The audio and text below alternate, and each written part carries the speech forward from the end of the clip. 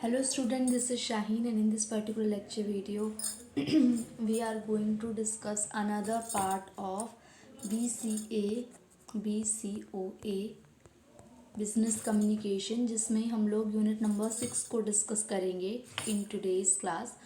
So becoming an entrepreneur, अब बात करेंगे जब एंटरप्रेनर बनते हैं तो क्या क्या स्टेप्स होते हैं, क्या प्रोसेस होती है, क्या खूबियाँ होनी चाहिए अगर आप एंटरप्रेनर बन रहे हो, क्या यूनिक क्वालिटीज़ होती है जो आपको एंटरप्रेनर्स बनने में हेल्प करती है, अपॉर्चुनिटीज़ को सीख करते हो, अपने आइडियाज़ को सेलेक्ट करते हो, न्यू आइडियाज़ जनरेट करना, मौका परस्त होना, जैसे मैंने आपको पहले बोला था बिजनेस अपॉर्चुनिटीज़, स्वॉट एनालिसिस भी पढ़ेंगे, that is strength, weakness, opportunity, threat. वो कौन से इंपॉर्टेंट फैक्टर्स हैं जो कि स्मॉल बिजनेस में हेल्प करेंगे। Next one is preliminary in setting up a trade, business और ट्रेड, क्या ब्लूप्रिंट होता है, प्रोडक्ट में क्या स्पेसिफिक फॉर्मेलिटीज़ हैं, इन सब के बारे में डिस्कशन करेंगे। तो जो इम्पॉर्टेंट फीचर है एंटरप्रेनर के लिए ये है is that you endow with something of value to others, जहाँ पे दूसरों को वैल्यू करने की बात होती है। ठीक है, जब आप एंटरप्रेनर बनने का ये मतलब नहीं है केवल कि आप प्रॉफिट मैक्सिमाइजेशन की बात करते हो, आप किसी को वैल्यू करने की बात करते हो। और the greater the requirement of people have for your product and service the superior will be incentive. जितना ज़्यादा आप दूसरों के लिए करोगे, दूसरों के लिए इनिशिएटिव लोगे, उतना ही आपको इंसेंटिव ऑन बिहाफ मिल जाएगा। Next one is entrepreneurship as an individual. तो क्या बताया गया है, हर एक जो पर्सन होता है वो एक दूसरे से अलग होता है in terms of characteristics, in terms of trade, in terms of past experience जो उसके साथ सिचुएशन में डिफरेंट प्रेजेंट सिचुएशन में हुआ है, हर एक अलग होता है। हर एक का रोल मॉडल अलग होता है जो कि उसको हेल्प करता है अपने गोल को अटेन करने में, अचीव करने में, क्योंकि हमारा जो गोल होता है that is on a personal level, personal goals होते हैं, तो कहीं ना कहीं वो हमें वहाँ मदद करते हैं। हर एक पर्सन की रिस्क लेने की क्षमता अलग होती है, प्लान करने का तरीका अलग होता है, डिसीज़न को फॉलो करने का तरीका अलग होता है, इम्प्लीमेंटेशन अलग होती है ना। अगर मैं कुछ खूबियों की बात करूं, traits and categories characteristics of entrepreneur, तो सबसे पहले है सेल्फ कॉन्फिडेंस। कॉन्फिडेंस होना चाहिए, एक आशावादी अप्रोच होनी चाहिए जहां पॉजिटिव अप्रोच को आप फॉलो करोगे। टास्क रिजल्ट ओरिएंटेड, टास्क के प्रति, प्रॉफिट के प्रति अचीवमेंट होनी चाहिए। रिस्क टेकर होना चाहिए, रिस्क लेने की क्षमता उसमें होनी चाहिए। लीडरशिप क्वालिटीज़ मतलब और पीपल को अपने साथ इन्फ्लुएंस कर सके, वो लीडरशिप क्वालिटीज़ होनी चाहिए। ओरिजिनलिटी होनी चाहिए, एक अलग खूबी, resourceful, creative, future oriented foresight. Now delicate uniqueness of entrepreneur, क्या अलग खूबी हो सकती है, क्या अलग यूनिक चीज़ें हो सकती हैं, उसके बारे में बात करेंगे। तो टाइम जो होता है, हर एक पर्सन का टाइम मैनेज का तरीका अलग होता है। Time is impressive that can not be safe, लेकिन टाइम को तरीके से आप इस्तेमाल कर सकते हो। एंटरप्रेनर को टाइम को मैनेज करना आना चाहिए, फाइनेंशियल रिसोर्सेज का इस्तेमाल सही से करना आना चाहिए। उसका जो टेम्परामेंट है, गुस्सा, एंग्रीनेस और पेशेंस लेवल बहुत अच्छा होना चाहिए। दूसरे शब्दों में बात करूं तो पर्सनल यूनिकनेस भी उसके अंदर होनी चाहिए, जैसे कि उसका एटीट्यूड, रिस्क कितना ले सकता है, क्या उसमें डिसीजन लेने की क्षमता है, प्लानिंग किस तरीके से करेगा, लीडरशिप क्वालिटीज़, औरों को इन्फ्लुएंस कर सकता है, औरों को अपने साथ लेके चल सकता है या नहीं। ठीक है, तो ये यूनिकनेस होती है एंटरप्रेनर की। एटीट्यूड कैसा होना चाहिए, एक गुड हैबिट होनी चाहिए उसके अंदर, पंचुअल होना चाहिए, अर्ली मॉर्निंग आवर्स प्रैक्टिस के लिए होने चाहिए। ठीक है, थिंकिंग एबिलिटी होनी चाहिए, मेंटल अगर मैं करियर एटीट्यूड की बात करूं तो करियर के प्रति स्कोप वाला होना चाहिए, prototype, different different alternatives choose करने वाला होना चाहिए। मेंटल एटीट्यूड की बात करूं तो मेंटल व्यू पॉइंट, लाइफ के प्रति एक मेंटलिटी रखने वाला, एक हेल्दी लाइफस्टाइल प्रेजेंट करने वाला पर्सन होना चाहिए। Next one is leadership qualities के बारे में हमने पहले भी डिस्कस किया, जहाँ पे सक्सेसफुल जो एंटरप्रेनर होता है वो लीडर की क्षमता को, लीडर एक तरीके से काम करता है लीडर की तरह, जहाँ कुछ अमाउंट ऑफ एम्प्लॉयज़ हो सकते हैं जो उसके साथ काम कर रहे हैं, उसको फॉलो करके काम कर रहे हैं, या लार्ज अमाउंट ऑफ एम्प्लॉयज़ भी हो सकते हैं, लिटिल एम्प्लॉयज़ हो सकते हैं, या 100 एम्प्लॉयज़ हो सकते हैं जो उसको फॉलो कर रहे हैं। लीडर के अंदर ये क्वालिटीज़ होती है कि वो अपनी बातों से लोगों को विश्वास दिलाता है कि ये चीज़ें इस तरीके से इम्प्लीमेंट हो सकती है। गोल सेटिंग करना, प्लानिंग करना, गोल अचीवमेंट करना, मोटिवेटिंग करना, ठीक है। Next is risk taking, risk लेने वाला इंसान होना चाहिए, क्योंकि अगर आप रिस्क नहीं लोगे तो वहाँ पे आप प्रॉफिट नहीं लेके आ पाओगे, आप नया इनोवेशन ही कैसे कर पाओगे। तो आप फॉलो ही करते रहोगे, लोगों को फॉलो करते रहोगे। That is why. Now the next one is consequently low risk situation and high risk situation दोनों ही तरीके से अवॉइड करनी है, लेकिन फिर भी एक रिस्क लेने वाला पर्सन होना चाहिए। All phases of your work involve risk taking, जितने भी फेजेस आप देख रहे हो उनके अंदर रिस्क टेकिंग आएगा। रिस्क टेकिंग आपको कहीं ना कहीं सक्सेस की तरफ लीड करता है। नाउ डिसीजन मेकिंग क्षमता आपके अंदर होनी चाहिए, क्योंकि आप एक बहुत ही क्विक डिसीजन मेकर अगर नहीं भी हो, still you have to take some time and then you have to be a very appropriate about your decision making. आपको श्योरिटी होनी चाहिए एटलीस्ट आपका decision, whether the decision is correct और not. ज़रूरी नहीं है कि हमेशा जो आप डिसीज़न लो वो 100% रिजल्ट दे, बट आप 100% श्योर होने चाहिए, ठीक है। Whether the result will be positive और negative doesn't matter. Next one is planning, आप अपने गोल्स को प्लान करके चलोगे, क्योंकि जो प्लानिंग होता है वो एक रिजिड तरीका होता है। रिजिड मतलब वो बार बार बदल नहीं सकता, लेकिन आप ये कोशिश करोगे कि प्लानिंग को बिल्कुल लास्ट मोमेंट के अकॉर्डिंगली चले। नाउ जो फर्स्ट देयर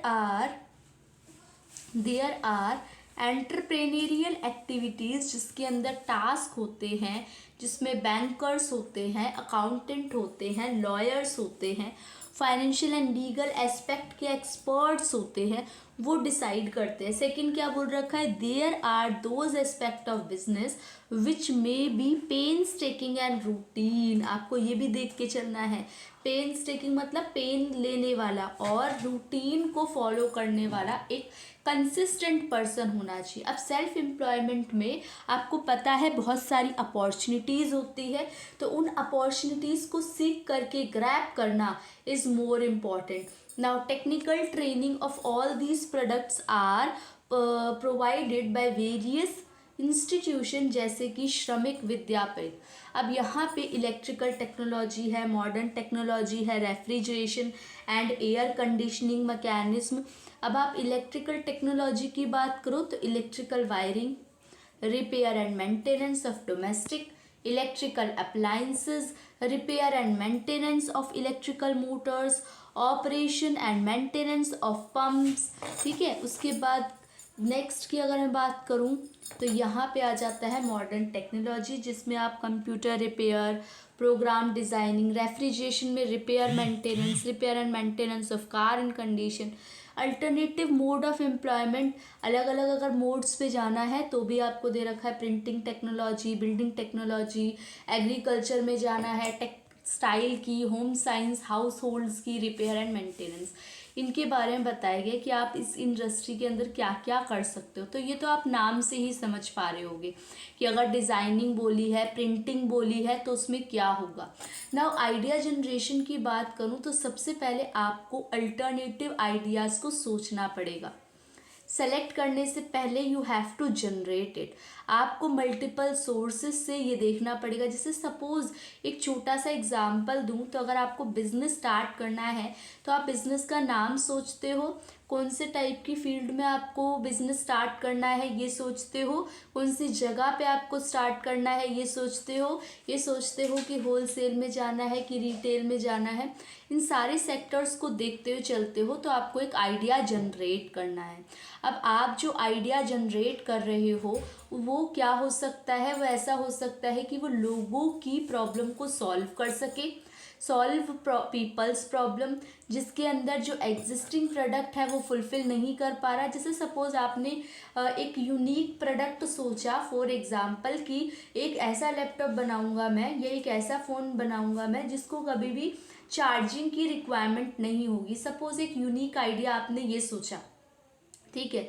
तो ये जो ऑलरेडी प्रोडक्ट्स आपके पास अवेलेबल हैं, जैसे कोई भी प्रोडक्ट हो गया, उसके लिए एक एडवांटेज क्रिएट हो जाएगी कि ये एक अलग है दूसरे प्रोडक्ट से। इससे मेरा टाइम बच रहा है, मुझे चार्जिंग पे जो लगाना पड़ता था अपना प्रोडक्ट को, वहाँ मैं उतने टाइम पे वेस्ट बैठता था, टाइम बच रहा है, बेटर प्रोडक्ट है, डिफरेंट वैरायटी है। उसके आपको लूप होल्स भी समझने पड़ेंगे कि अगर ऐसा तो नहीं है कि अगर आप इतनी बैटरी उसमें इम्प्लीमेंट करते हो तो कल को उसमें बैरियर्स आ जाएं, प्रॉब्लम आए, ठीक है। ये सब भी आपको सोचना पड़ेगा। अब आप ये भी सोच सकते हो कि 2 या 2 से ज़्यादा आइडियाज से बना हुआ आपका प्रोजेक्ट हो, ठीक है।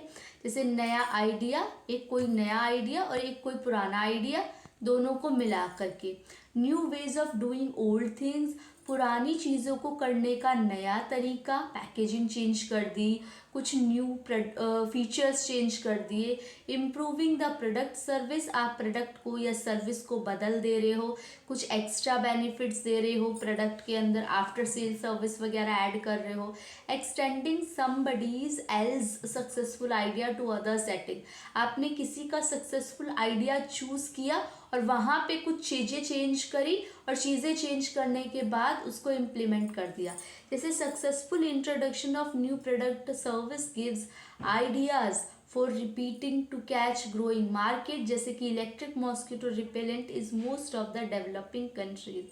अब आप ये सोच सकते हो कि आपने एक सक्सेसफुल चीज़ को ही चुना, मॉस्किटो रिपेलेंट चुना इलेक्ट्रिक, और वहाँ पे उस पर आपने जो स्मेल पे होती है उसके ऊपर काम किया, उसको एक अच्छी स्मेल में कन्वर्ट कर दिया, ठीक है।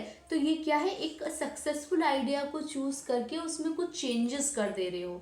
Adding new value point two an old product है लेकिन उसमें आप नई वैल्यू पॉइंट को ऐड कर रहे हो। डूइंग मार्केट रिसर्च, नया आइडियाज़ लेने के लिए आप देख रहे हो, कई सारी मार्केट को एनालाइज कर रहे हो, use of hobby, business idea को यूज़ कर रहे हो, बिल्डिंग अप द स्किल्स को बढ़ाने के लिए, टर्निंग वेस्ट मटेरियल, आजकल ये बहुत चल रहा है ना, जहाँ पे वेस्ट पेपर या वेस्ट मटेरियल होता है उससे आप कुछ नया प्रोडक्ट बना रहे हो। Bringing ideas home from holiday visit, कुछ आपको ऐसा हुआ कि आपने कहीं पे विजिट किया या आपके हॉलीडेज चल रहे थे, कोई एकदम से आपके माइंड में आइडियाज़ आया, या ब्रेनस्टॉर्मिंग की जहाँ पे आपने नए नए आइडियाज़, बहुत सारे आइडियाज़ में से कोई एक आइडिया को अल्टरनेटिवली सेलेक्ट किया। Talking and listening to people, कभी कभी लोगों की बातचीत से भी आप एक नया तरीका अपना लेते हो, और कभी कभी आप इतना डे ड्रीम करते रहते हो, सोचते रहते हो और वहाँ से आपको कुछ कंक्लूजन मिलता है, ठीक है। Next is commercialising invention, changing fashion and lifestyle. फिर उसके बाद रिकॉलिंग, अब आप इतने सारे अल्टरनेटिव आइडियाज़ आपने सेलेक्ट किए हैं, उनको आप मिक्स करोगे मार्केट के साथ, वेंचर के साथ, फिर बिजनेस अपॉर्चुनिटी उसमें से आप सेलेक्ट करोगे।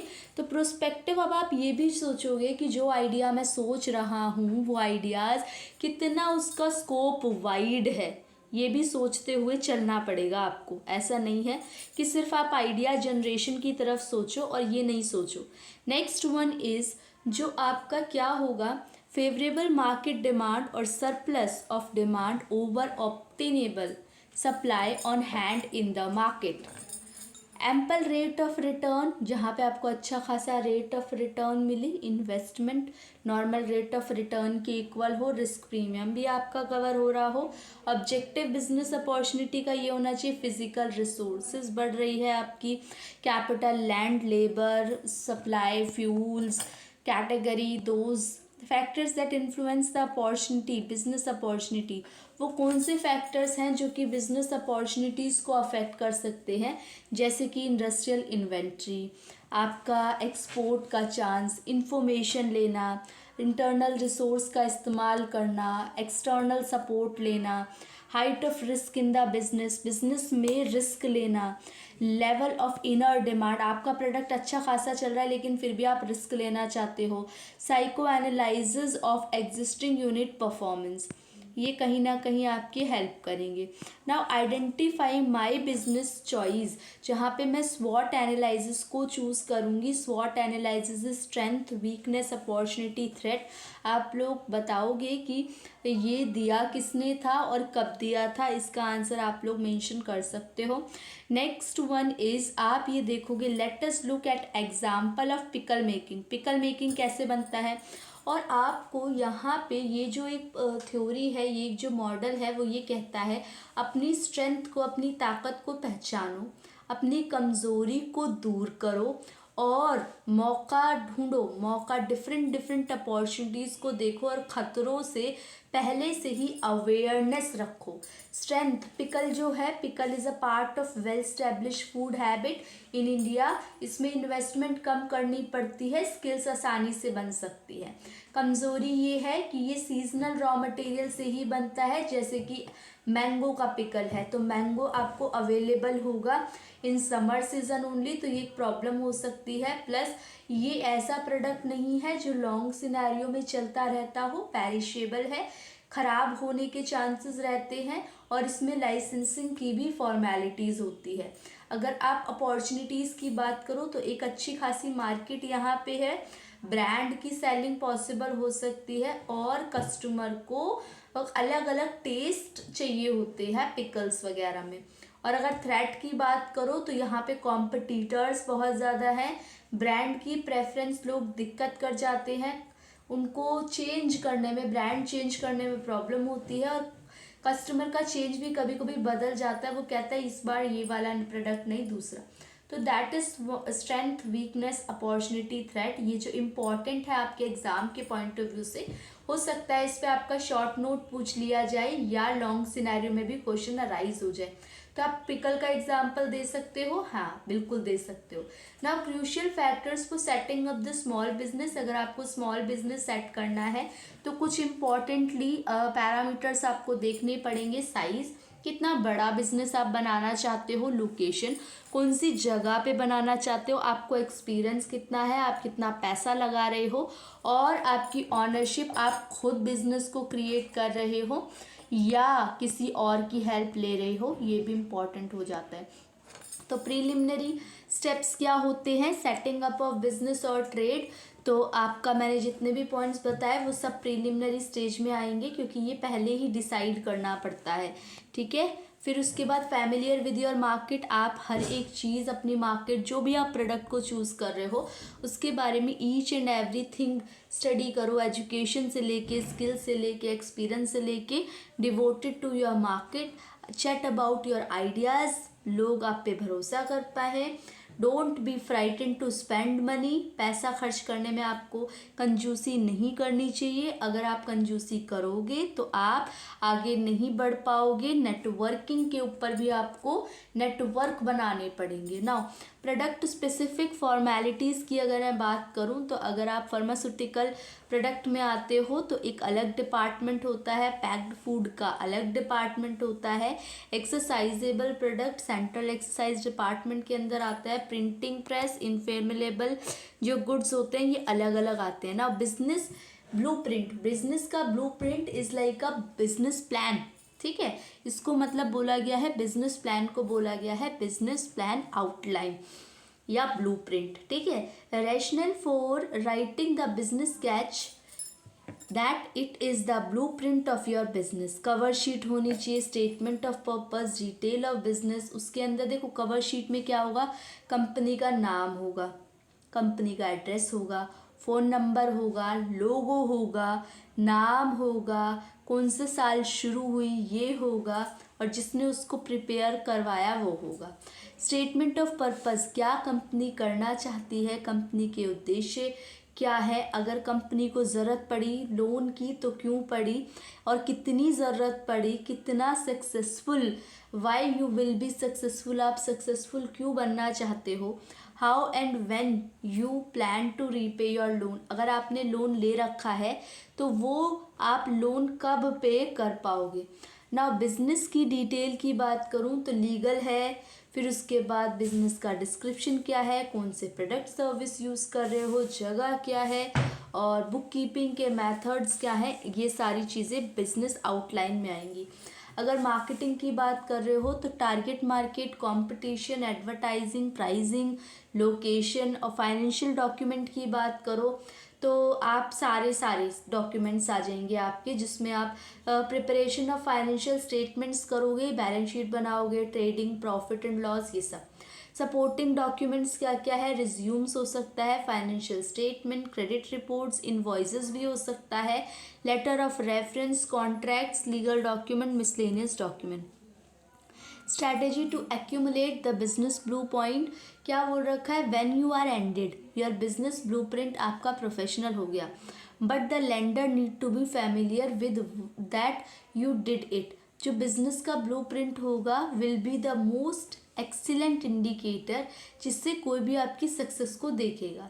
वो 35 से 50 पेजेस से ज़्यादा का नहीं होना चाहिए, उसमें सिर्फ की सपोर्टिंग डॉक्यूमेंट्स एलिमेंट्स होने चाहिए, शॉर्ट नोटिस होना चाहिए, आपके पास ब्लूप्रिंट की कॉपीज़ होनी चाहिए, क्योंकि कभी कभी ये जो ब्लूप्रिंट होता है ये प्रोस्पेक्टस का रोल भी प्ले करता है। ठीक है, तो that is all about this lecture, जिसके अंदर हम लोगों ने चैप्टर नंबर 6 को पढ़ा। नेक्स्ट लेक्चर के अंदर हम लोग चैप्टर नंबर 7 को पढ़ेंगे, that is setting up a small business enterprise. Small business enterprise को सेट करना। ठीक है, तो तब तक आप लोग चैनल को सब्सक्राइब कर दो, शेयर करो, वीडियो ज़्यादा से ज़्यादा हो सके, जितनी हो सके उतना शेयर करो, लाइक करो वीडियो को। बाकी आप लोगों से मिलते हैं नेक्स्ट लेक्चर वीडियो में। Thank you for watching, be happy students.